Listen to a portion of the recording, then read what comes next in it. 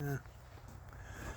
Hello, I'm back again, and it's been about 2 or 3 weeks since I last posted a video. And to be honest with you, it had a lot to do with my last chemo regimen, and I'll get into that in uh, a subsequent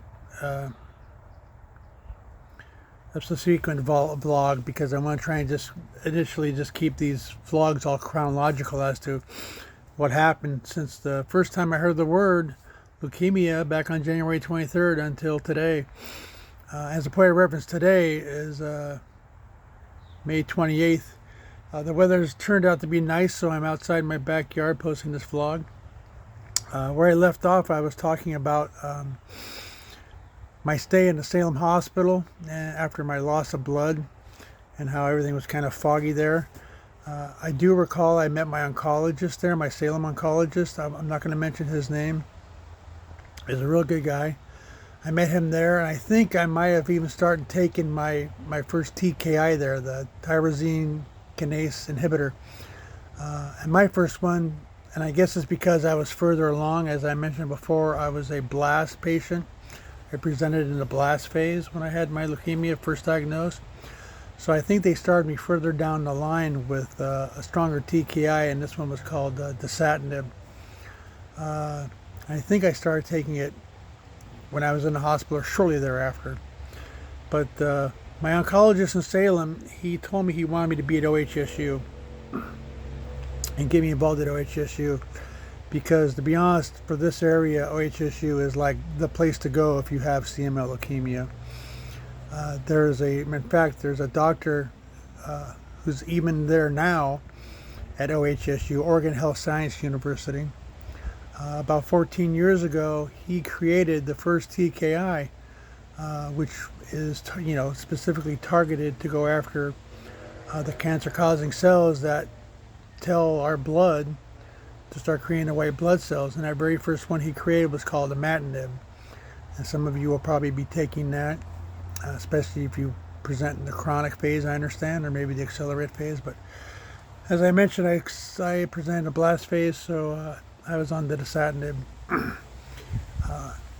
My oncologist in Salem got me hooked up finally with OHSU, and I had the opportunity to go to OHSU in March as an inpatient.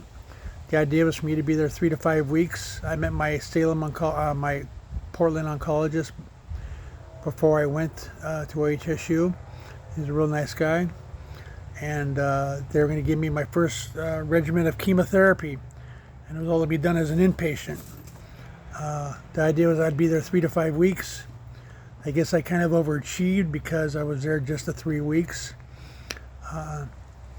The chemotherapy regimen was to be 7 days of azacitidine, which comes in liquid form, and I took it in through my PICC line in my arm, 7 days in a row, concurrent.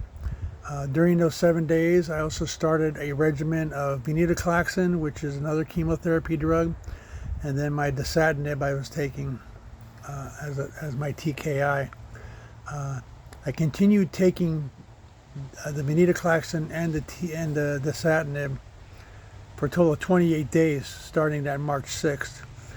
And I was released from OHSU like 3 Fridays later. I think it was like March 24th or March, what would that be, 13, 20, probably 27th, somewhere like 26th, March 26th, March 27th, whatever that Friday was is when I was released. I reacted to the drugs pretty well. I didn't get sick. I don't think I vomited at all. I might have vomited once, actually, come to think of it.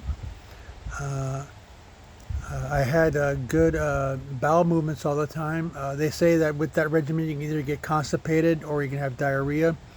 I leaned a little bit more towards the constipated side, but they gave me medication for that, so that was okay. During that stay I had a total of 7 blood transfusions and 7 platelet transfusions because these drugs really whacked up your blood. And most of those transfusions occurred during the first 2 weeks I was in hospital, although the Sunday and Monday before I got released, I did have a red blood cell transfusion each of those 2 days. But like I said, I got through it pretty well. I was able to walk around and walk myself to the bathroom and feed myself and everything fine. As a matter of fact, I made my own bed and showered every day. After 2 weeks, I think it was, or maybe it was a little bit less than that, they wanted to give the room to somebody who really needed it more than I did. So they sent me down to the 8th floor with all the heart patients. And I kind of had to teach the heart nurses how to take care of a bone marrow patient, because sometimes they weren't following things right. But all in all, it was all a really good experience, and I got through that okay. And I'm sure you'll get through it okay too, because I don't think it's that bad of a deal.